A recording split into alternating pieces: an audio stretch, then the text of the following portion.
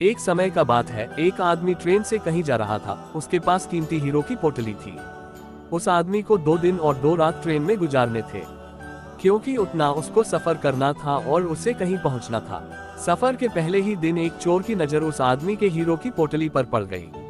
अब चोर ने दिमाग लगाया और एक बड़ा सा बैग लेकर उसे आदमी के पास जाकर बैठ गया और उस आदमी से मीठी मीठी बातें करने लगा। चोर ने सोचा कि रात में जब सब सो जाएंगे तो मैं चुपके से उठकर उन हीरे को चुरा लूंगा। ये सोचकर चोर बड़ा ही खुश होने लगा। जब शाम का वक्त हुआ, 7 या 8 बज रहे थे, तब चोर सो गया। क्योंकि उसे रात में जागना था और हीरे चुराने थे, इसीलिए वो जल्दी से सो गया। जब उस आदमी की सोने का वक्त आया, उस आदमी ने चुपके से अपने हीरो की पोटली अपने बैग में से निकालकर उसके पास जो आदमी सोया था उसके बैग में डाल दी। और उस आदमी के पास कौन सोया हुआ था? वह चोर ही सोया हुआ था। ये सब करने के बाद वह आदमी आराम से सो गया।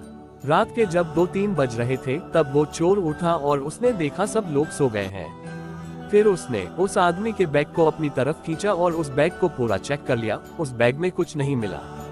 वह परेशान हो गया। सारी रात उसे आदमी के बैग को चेक करने के बाद जब उसे कुछ न मिला, तब उसने देखा कि सुबह के 4 बजे रहे थे, तब वह सो गया। उसके सोने के बाद वह आदमी उठा। उसने अपने हीरो की पोटली उस चोर की बैग से निकालकर अपने बैग में वापस रख ली। जब सुबह हुई और वो चोर सोकर उठा, उसने देखा कि हीरो की पोटली तो उस आदमी के पास ही है। उसे लगा कि मैं रात मैंने कुछ गड़बड़ की है, शायद उस आदमी के बैग को अच्छे से चेक नहीं किया। उसने फिर से प्लान बनाया कि इस रात बैग को अच्छे से चेक करना पड़ेगा। वह चोर फिर से शाम होती ही 7 बजे जल्दी से सो गया और उस आदमी ने फिर से अपने हीरो की पोटली को अपने बैग से निकालकर उस चोर के बैग में डाल दी। चोर रात में फिर से उठा, उस आदमी के बैग को खींचा, फिर से ढूंढने लगा, लेकिन हीरे नहीं मिले। वह परेशान होकर फिर से सो गया। वह आदमी सुबह के 5 बजे उठा, अपनी हीरो की पोटली चोर की बैग से निकलकर अपने बैग में वापस डाल दिया।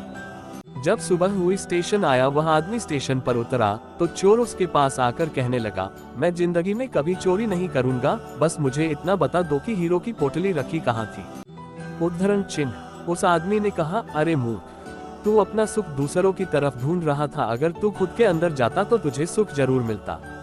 अगर तू अपने गिरेबान में झांकता तो तुझे पता चलता कि तू चोर नहीं, मालिक था। वो हीरो की पोटली तेरे ही पास थी। दोस्तों, इस कहानी से हमें बहुत बड़ी सीख मिलती है। हमेशा अपना सुख दूसरों की तरफ ढूंढते रहते हैं और बहुत से लोग हमारी जिंदगी में आते जाते रहते हैं। कोई हमें सुख देता है तो कोई हमें दुख देता है। बहुत से लोग ऐसे होते हैं जो अपनी खुशी दूसरों पर निर्भर कर देते हैं। जबकि अगर आप खुद के अंदर झांकोगे, अपने खुद के गिरेबान में झांकोगे, तो आपको किसी चीज की कमी महसूस नहीं होगी।